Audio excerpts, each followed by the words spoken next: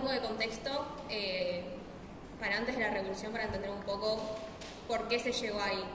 Vamos a ver que antes de 1917 Rusia estaba sumergida por un sistema feudal en donde básicamente el poder absoluto lo tenía un zar.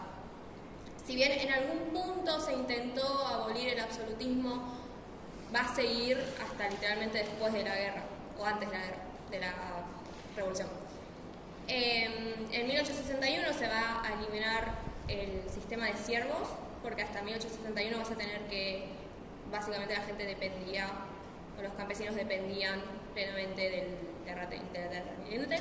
Pero esto no les va a favorecer nada porque le van a poner aranceles súper altos y tributos súper altos que van a terminar generando más pobreza, más dependencia y una situación de explotación absoluta.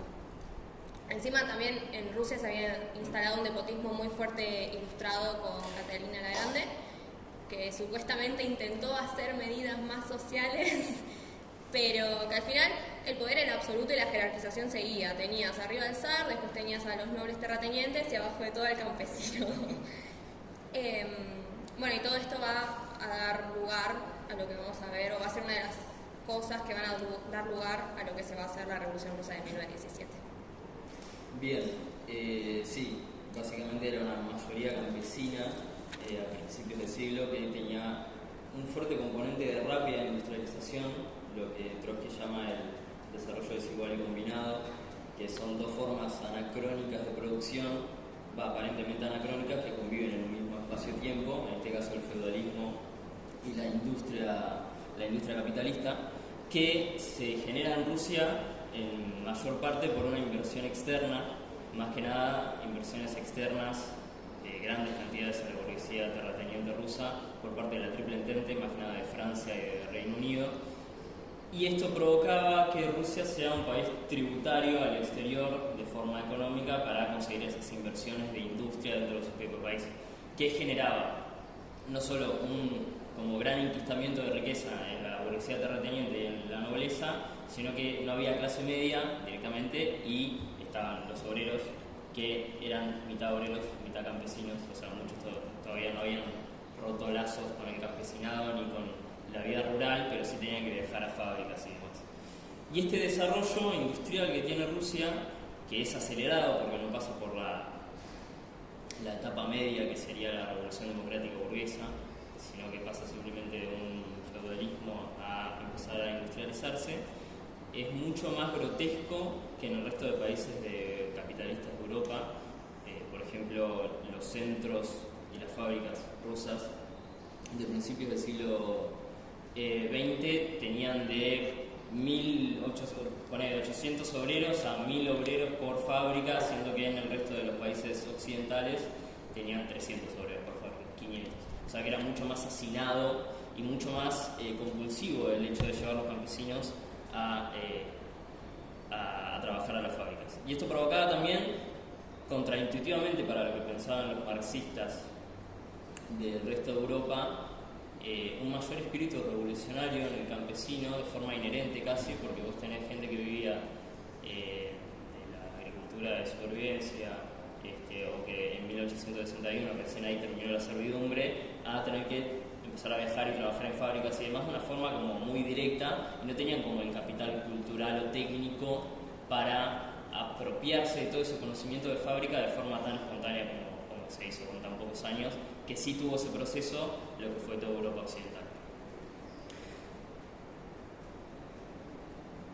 Justo cuando se empiezan a crear esta industria, Rusia entra en guerra con Japón por cuestiones territoriales. El pequeño gigante. El pequeño gigante. Sí, ustedes pueden interrumpirme. Ustedes también, no tengo problema. Bueno, Rusia entra en guerra con Japón y es derrotada de una forma bastante cruda. O sea, la guerra dura un año nada más, de 1904 a 1905, y en ese momento se acrecentan muchas desigualdades en los obreros por la demanda de industria para la guerra.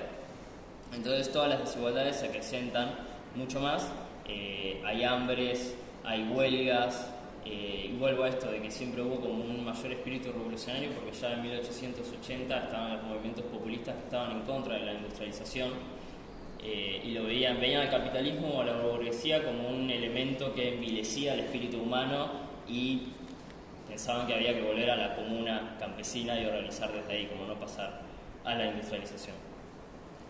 El pueblo y los obreros van adquiriendo conciencia en estos años de 1904 a 1905 de que la autocracia no quiere salir. Suena feo, se va a comer a Stalin. ¿Se va a comer a Stalin? Bueno, bien, buena factura. Van adquiriendo conciencia junto con la derrota que está teniendo Rusia en el frente con Japón y con las malas condiciones laborales que había, y empiezan a haber un montón de huelgas generales y no me acuerdo el mes, pero en 1905 hay una manifestación pacífica por parte de obreros huelguistas, que está a la cabeza de la manifestación no era algo partidario, sino que había un pastor, un cura, sí, que iba enfrente de la manifestación y fueron marchando al Palacio de Invierno con estas exigencias, ¿no? De mejor calidad de vida, mejores condiciones laborales. Si le saco una foto y salen ustedes, ¿me jode? No, para nada. Digo, no, le saco, compartírsela. Y frente a esta manifestación, que no pasaba hace bastante tiempo ya, que la gente se movilizaba al Palacio de Invierno, Nicolás II no estaba en ese momento y la guardia zarista no tuvo mejor idea que masacrarlos a todos. Estaba en la guerra, ¿no? Nicolás estaba en la guerra. Claro. No sé qué estaba haciendo, pero estaba administrando. O sea, ahí no estaba. Estaba en la guerra y había agarrado a Rasputín. Eso. Y los masacran a todos en lo que se conoce como el Domingo Sangriento, que hay como 3.000 muertos y 800 heridos, obreros. Y esto crea, obviamente, un gran descontento en todo el proletario y el campesinado ruso, porque el zar derramó la sangre de su pueblo de forma muy violenta y sin medir palabra frente a una manifestación pacífica, en primer lugar, porque no era violenta. Y ahí se empiezan a generar un montón de huelgas generales, se crean los soviets, que son asambleas y comités de proletarios en las fábricas, que toman el control de las mismas y sirven como representación política y de organización de cuándo hacer las huelgas, de cómo hacerlas, de qué camino seguir en la lucha proletaria. El estado policial que tiene la Rusia zarista en ese momento subyuga por completo a casi todas las huelgas y los soviets, eliminando por así la revolución de ese momento, siendo una revolución fallida, y lo que se consideraban los partidos bolcheviques de esa época lo ven como un ensayo de revolución, como lo que puede ser el ápice de lo que después va a ser la revolución verdadera en febrero de 1917. Entonces es como un ensayo de revolución, sale mal, y a partir de ahí, como ve el zar que su poder está siendo cuestionado, ¿no? También por la burguesía, porque se veía muy atada por las cuestiones estatales y demás, monárquicas del zar, se crea la Duma, que es una asamblea en la que el zar pretende dar mayor control al pueblo o a los partidos o a los otros sectores de la sociedad que no sean la nobleza, a través de estas asambleas. Entonces se permiten ciertos partidos liberales, sociales y demás, que en realidad esto como muy por arriba, y es en realidad una trampa para el pueblo para que crea que había en realidad cambiado algo, cuando el zar no cambió nada, porque muchos de los diputados que los ponía él, o sea, que estaban ahí los ponía él, o podía disolver la Duma cuando él quisiera, en el momento que quisiera, y no había forma de contrariar esa autocracia a pesar de que estaba el poder de la Duma en ese sentido. Entonces tampoco fue como... Después iba a tomar más poder en la Revolución de Febrero, pero en ese momento se vio como una gran desilusión incluso para los terratenientes, que viendo que contra la autocracia no podían luchar de forma directa, lo que hacen es aceptar esta Duma como forma de intermediario entre el zar y sus necesidades burguesas, digamos. Bien, después de esto empieza a aumentar la industrialización aceleradamente, los años que pasan hasta la Primera Guerra Mundial, es decir, de 1905 a 1914, se empieza a acelerar la industrialización y Rusia entra en la Primera Guerra Mundial en 1914 contra Alemania, aliada de Francia y Reino Unido, que era una guerra que dice Trotsky que no era necesaria de entrar, que si bien los intereses de Rusia en ese momento eran más bien provinciales o de terrenos adyacentes al Imperio Ruso, pero no era como algo territorialmente necesario luchar contra Alemania, pero sí en la posición en la que estaba Rusia como gran potencia mundial, plantarse en la Primera Guerra Mundial como yo soy una potencia y estoy acá para pelear y mostrar el poder que tengo. El problema de la Primera Guerra Mundial es que en ese momento comienza lo que es la industria de guerra y la guerra industrializada, y Rusia se enfrenta contra Alemania, que en ese momento tenía uno de los ejércitos más industrializados y más preparados para la guerra en comparación al ejército campesino de Rusia, que recién estaba pasando por este proceso de industrialización. Y de vuelta, los campesinos que son movilizados a la guerra, que son 15 millones, 5 millones mueren en el frente, 2 millones creo en los primeros meses y después van muriendo paulatinamente, tampoco tenían este capital cultural técnico de la guerra en trinchera, la guerra industrializada, las bombas y demás. Entonces Rusia, el ejército ruso, es masacrado por los alemanes una y otra vez sin parar, además de que no estaba este sentido tan patriótico o heroico que tenía sobre el soldado del resto de Europa occidental, sino que era más como los sí, pero ni siquiera era como que los mártires. Los ¿cómo se dice? Los soldados, lo que está más arriba del soldado.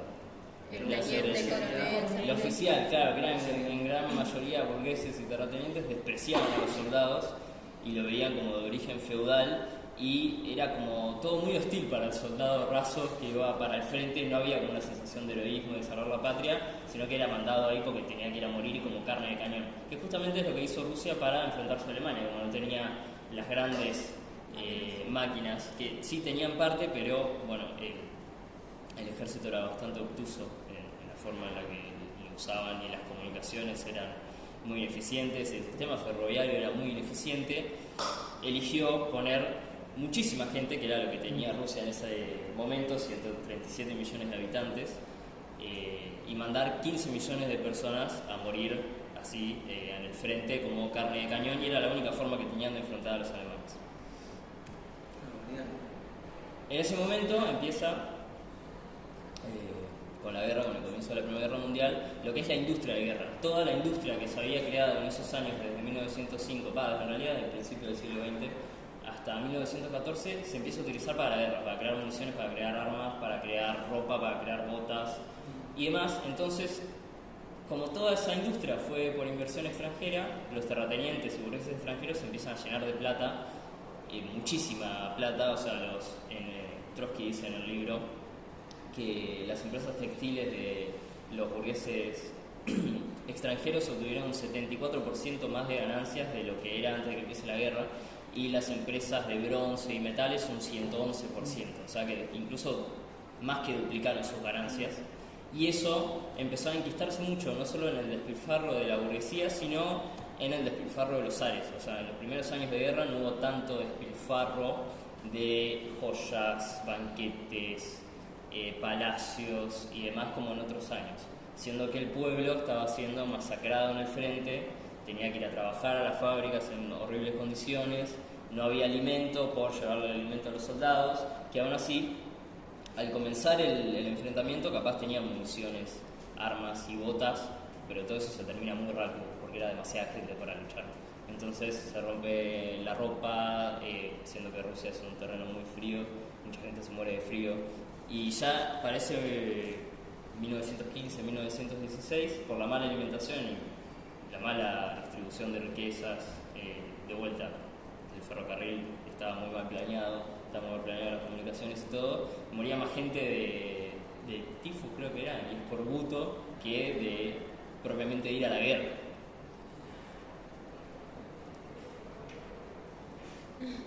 Perdón.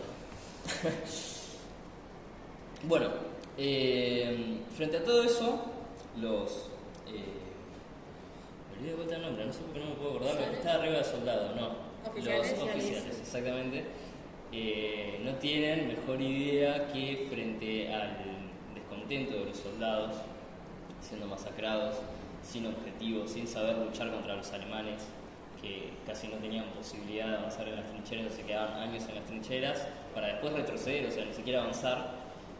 Los oficiales empiezan a reprimir a los soldados, a los desertores, empiezan a aplicar castigos aleatorios a grupos de soldados, azotarlos, aquel que se iba a más de 2 kilómetros del asentamiento lo mataban, todo como muy violento para el pueblo que estaba luchando en ese momento. Entonces, en 1916, febrero de 1916, el 23 de febrero, es el Día de la Mujer en Rusia y tiene gran importancia porque casi todos los hombres que trabajaban en las fábricas o que eran campesinos habían sido movilizados para la guerra. Entonces, las que trabajaban en ese momento eran las mujeres en gran parte, en las industrias textiles y en las industrias en general. El Día de la Mujer hay un levantamiento de varias fábricas textiles donde solo trabajaban mujeres en contra del zar y en contra de No lo dejo. y en contra de esta injusticia que estaba viviendo el pueblo ruso de forma descarada, en la que era todo para los zares y los burgueses y absolutamente nada para el pueblo más que muerte, guerra, hambre y desigualdad y enfermedad, y todo lo malo que le puede pasar a un pueblo estaba en ese momento en el campesinado y el proletario ruso. En ese momento se hace un levantamiento de las primeras fábricas textiles compuestas por mujeres que llaman al resto de obreros a levantarse también contra el zar. Básicamente por este descontento. Y rápidamente se empiezan a unir varias fábricas, varios obreros se empiezan a unir en contra del zarismo y empiezan a marchar de nuevo en contra de él. Y lo que pasa en este sentido, que no pasó en la Revolución de 1905, que sí estaba muy claro este estado policial, es que la policía y los soldados están tan desmoralizados que ya no quieren reprimir al pueblo del cual son pares.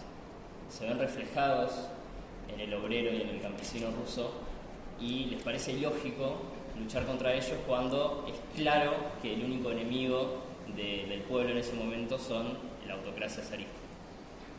Entonces, cuando apenas se manda a reprimir, muy rápidamente el ejército se le vuelve en contra y se une a las manifestaciones proletarias junto con la policía. La policía tarda un poco más, porque estaba un poco más lavada la cabeza, estaba un poco más educada, entonces tarda un poco más en unirse, pero se termina uniendo. Y se produce la abdicación del zar, Nicolás II, que es muy pacífica la abdicación que tiene. Se da cuenta de que no tiene chance ya de hacer nada. Sí, estaba, de hecho creo que ni siquiera estaba en la capital, en ese momento no estaba en Petrogrado. No, se va directamente al campo. Y estaba en otro lado siempre. Sí. Nunca ahí cerca. Como mucho en la guerra y después volvió. Claro, en un momento él se moviliza a la guerra para levantar la moral de los soldados. Ahí deja un gran duque, deja como su hermano que se llevaba mal con la Zarina. Y Rasputín le empieza a meter ideas. Ahí es cuando matan a Rasputín. Cuando matan a Rasputín por germanofilia. Claro. Junto con la Zarina, claro. Con la Zarina, bueno. Y abdica Nicolás II y lo que indicaba el protocolo era dejar el poder al hijo, pero el hijo no sé qué enfermedad tenía, pero era como... Tenía una enfermedad de la sangre que no llegaba a regenerar rápido los coágulos. Bueno, era muy inepto. Lo cortás y se muere. Claro. Porque no podía regenerar. Y encima era usado. O sea que todo mal. Y pone... De hecho, por eso lo llamaban Rasputín, para arreglar. Ah, sí. Claro, como que era el... Y Rasputín tenía poderes. Tenía poderes a varios hijos. Por eso era tan cercano, porque era como el que estaba... Tampoco podían concebir en su momento. Claro, por eso la Zarina se llevaba también con él, porque supuestamente le había agarrado y le había sacado el hijo. Claro, todo muy supersticioso en ese momento, y también los burgueses se dan cuenta de esto, de que el núcleo zarista está entrando también como una especie de locura supersticiosa en la que no hay ningún objetivo claro y es todo Rasputín y no se entiende por qué no es el objetivo. Bueno, abdica Nicolás II y pasa el poder al hermano, que también abdica muy rápidamente. Ese es el que se quedó en la guerra. Sí. No, no. Y se establece el gobierno provisional. Gobierno provisional que, si bien los soviets tenían mucho poder en ese momento, Tenían delegados también. en febrero, sí, para el marxismo era un paso necesario la revolución democrática burguesa para llegar al comunismo. Era como un paso que no se podía saltear, que ya se lo venía salteando hace mucho tiempo Rusia. Entonces necesitaban establecer a los liberales en el gobierno provisional, que eran muy probelicistas. De hecho, cuando empieza la guerra son de los pocos patriotas los liberales, que después se ve reflejado porque eran tan patriotas, porque se llenan de plata con la industria de guerra.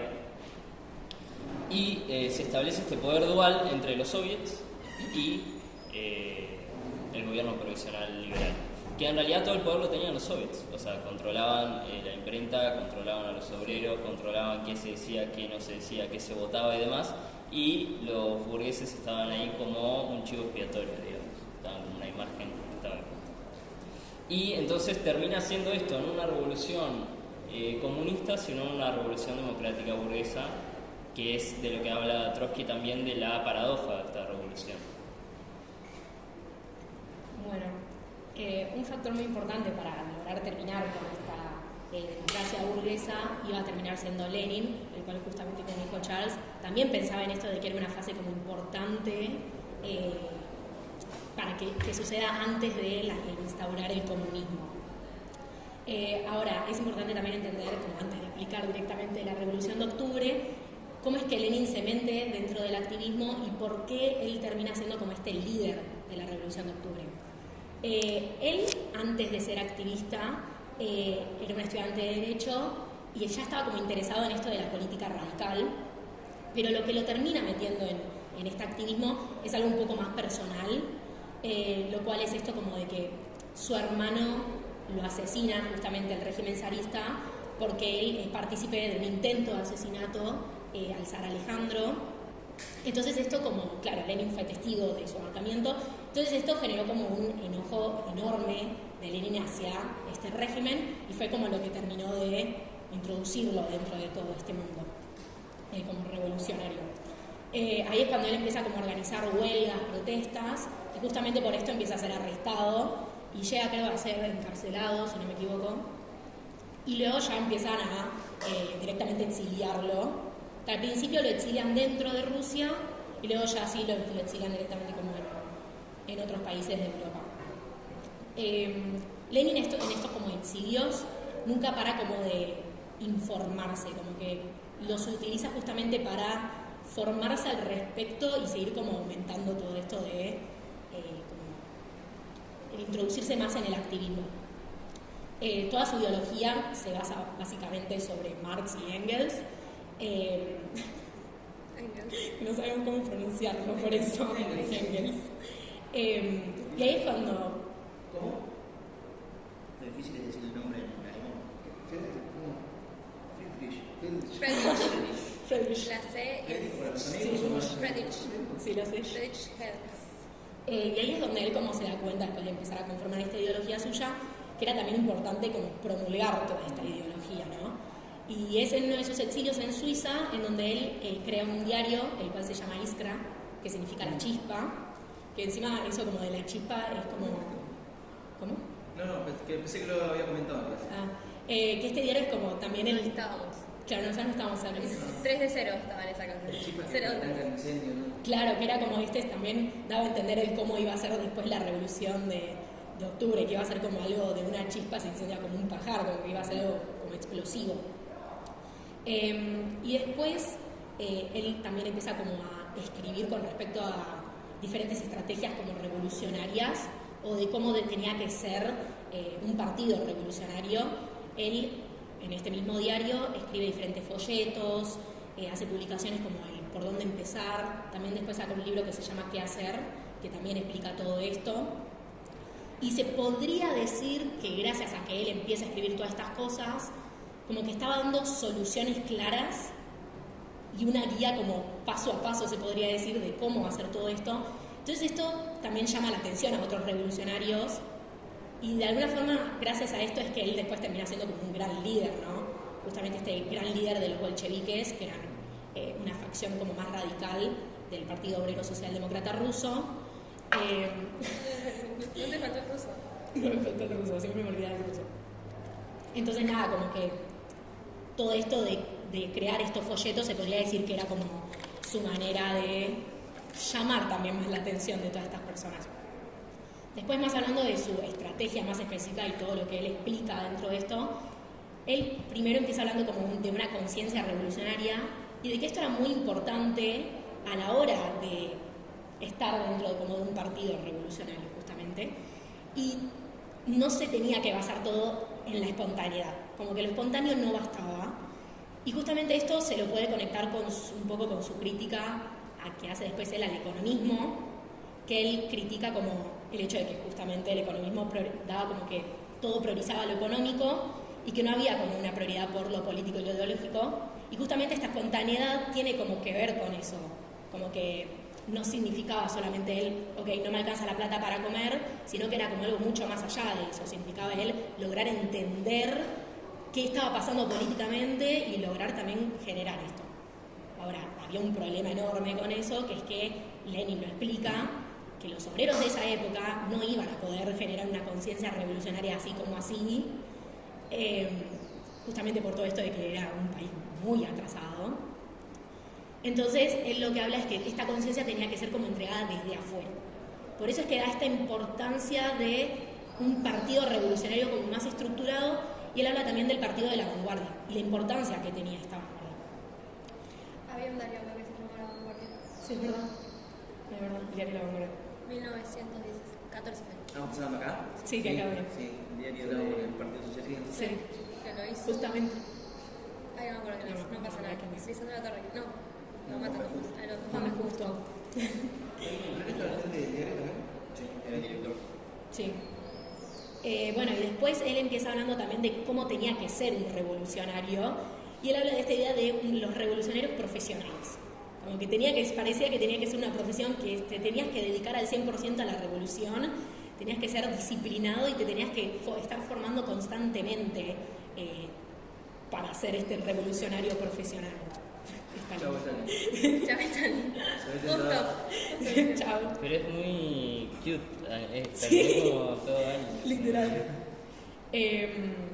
Bueno, y justamente, dando a entender esto como del revolucionario profesional, esto se puede conectar con esta organización que él constantemente hablaba de que era muy importante el que sea un partido organizado, y que no se podía como, si no estaba organizado era como imposible lograr una revolución. Que algo de lo que él habla y un ejemplo que da es el terror como acción militar, que él habla de que no se tiene que negar el poder utilizar el terror como acción militar, pero que justamente esto no se iba a poder lograr si no había organización.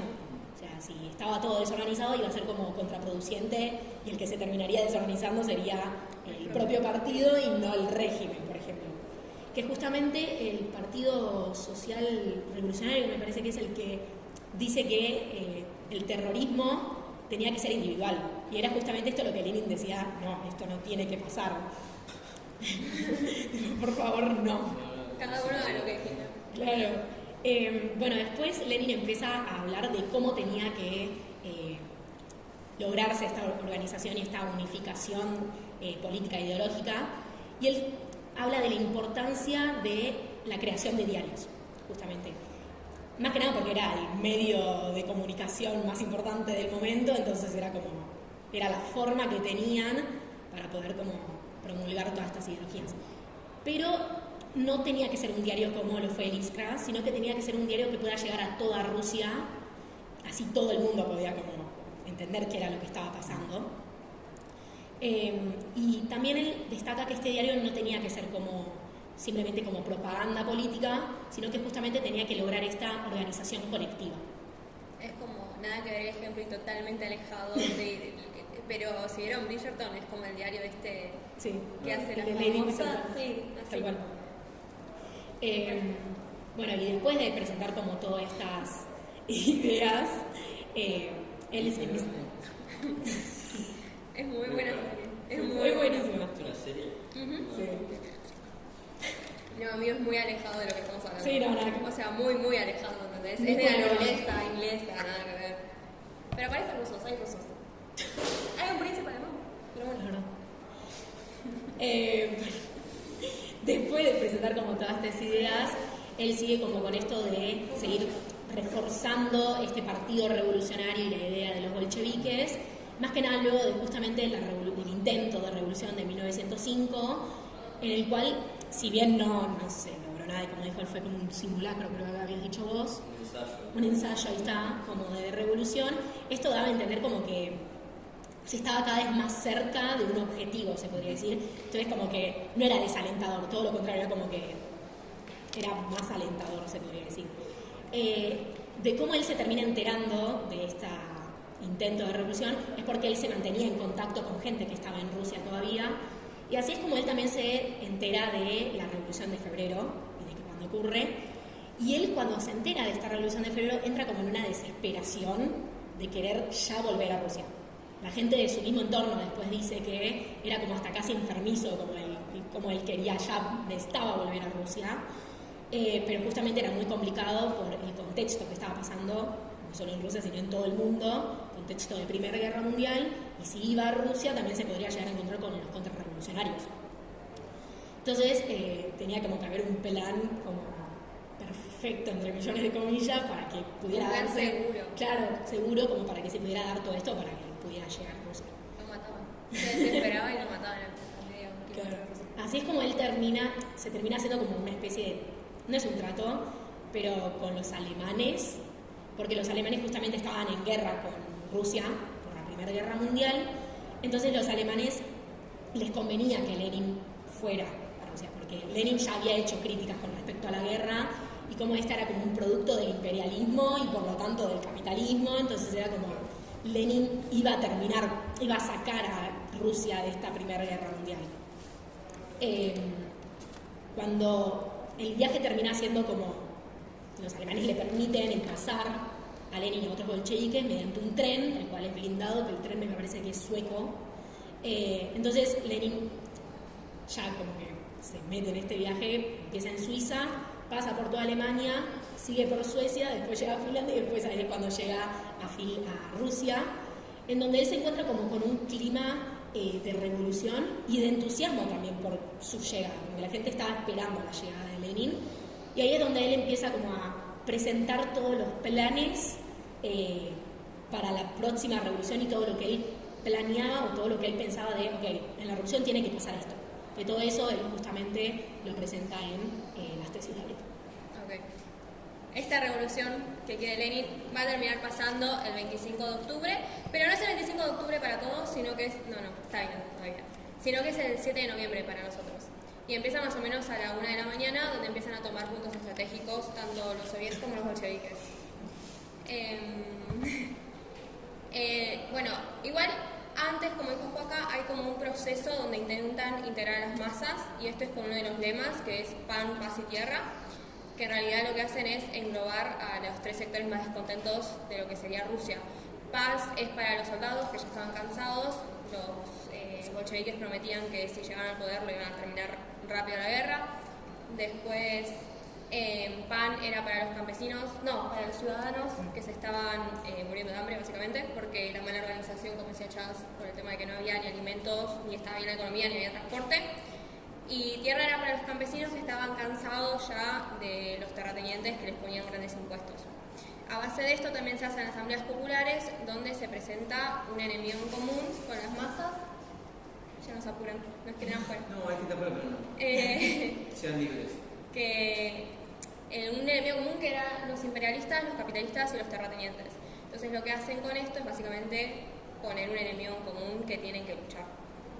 Van a tener un apoyo muy grande. El apoyo que necesitaban era de los soviets, porque eran como lo más cerca de la democratización que había en Rusia. Entonces, finalmente, antes de que se tome el Palacio de Invierno, que era la toma más importante, porque ahí estaba el gobierno provisional atrincherado, ahí está. Se da un comunicado que dicen que lo escribió Lenin, que es y cito textual, a los ciudadanos de Rusia, que yo me lo confundo y yo digo al pueblo de Rusia. Pero bueno, y en este se dice que ya se había tomado el Palacio de Invierno, que se había dado por fin al gobierno burocrático y que finalmente iba a haber un gobierno donde estaba con el objetivo para los trabajadores. Una dictadura. Sí, una dictadura Dictadura ahí del está. proletariado. Bueno, luego de la toma se celebra un segundo congreso de los soviets, donde se hace el lema finalmente de todo el poder a los soviets. Y acá se buscan dos decretos. Por un lado, terminar con la guerra, que ellos proponen un plazo de 3 meses, digamos, de paz, donde se van a abrir las negociaciones, que la Triple Entente dice que no, muy rápido. Y después se busca, bueno, se termina con la propiedad privada, por así decirlo, se les da a los campesinos sin compensación para lo que serían los terratenientes. Y esto ya va a empezar con problemas, porque cuando le tocan las cosas a la clase alta, como que ya se empiezan a enojar. Igual no va a ser todo tan fácil como fue en Petrogrado, donde se hizo la revolución, porque en Moscú van a tardar varios días, porque vamos a ver que los mencheviques y los contrarrevolucionarios se unen al Ejército Blanco y están varios días hasta que puedan llegar a tomar la ciudad. Después gana la Guardia Roja, claramente.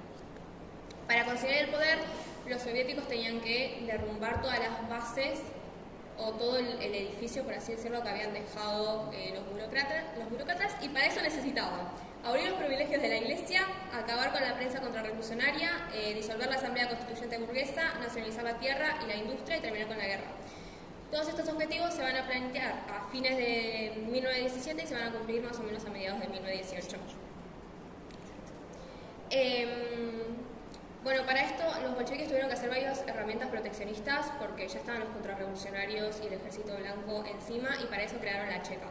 La Cheka va a ser una policía que básicamente va a buscar las ideas contrarrevolucionarias, y ellos tienen permiso para ejecutar, arrestar, empezar con lo peor, ¿no? Había cosas como más tranquilas. Ejecutar, arrestar o interrogar a cualquier persona sin tener un juicio previo. Por otro lado, vamos a tener que los ministerios fueron suprimidos y se van a crear en su lugar los comisariados. Y se va a crear un consejo de economía, que claramente está para la economía, pero también para ver el tema de las industrias. Se van a nacionalizar tanto la banca como las grandes industrias y las empresas, y acá vienen los capitalistas y los imperialistas y todos los enemigos a unirse o a buscar alianzas con las potencias... Nos pueden apurar. Con las potencias... la Triple Entente. Y acá empieza a crecer como un clima de guerra civil. Okay. Y ya vamos a llegar al 17 de noviembre, donde se va a hacer una asamblea constituyente. Esta asamblea constituyente la va a ganar no me acuerdo quién las gana, pero es los sociorevolucionarios. No me salió el nombre. Pero se ve que no era tan así porque como que habían presentado dos partidos, o sea, básicamente habían hecho un poco de trampa.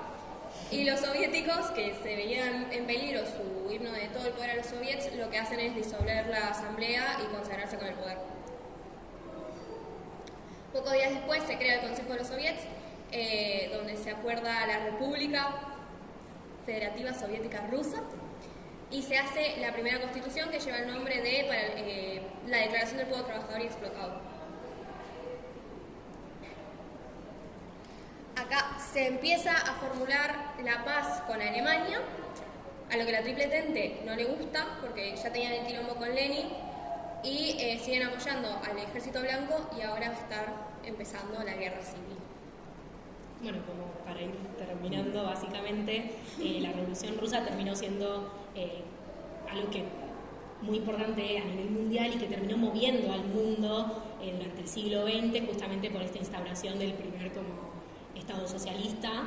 Y si bien fue hace más de 100 años, se podría decir que es una revolución muy reciente, por todas las secuelas y toda la herencia que terminó dejando tanto a nivel económico como político, y también, bueno, no se puede dejar atrás todos los conflictos que dejó a su paso, los cuales siguen aconteciendo básicamente hoy en día. Que básicamente es ser comunista. Bien, ¿qué trajeron? ¿Remeras rojas? Sí, blanca. Blanca. Yo soy el ejército blanco. ¿Lo pensaron? Sí, estaba planeado, se lo habíamos dicho a Chad ayer a la noche, y dijo sí, y ahora mañana. Y cayó con aparece blanca. así. Voy a esa lista y sí. Claro. Claro, tenés que ver esto en el medio, amigo. La remera independiente.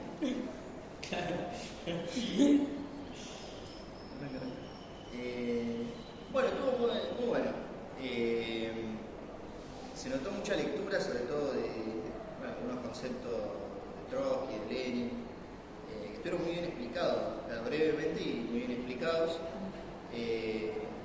Una alusión muy fuerte a, bueno, a obras políticas, todo un desarrollo.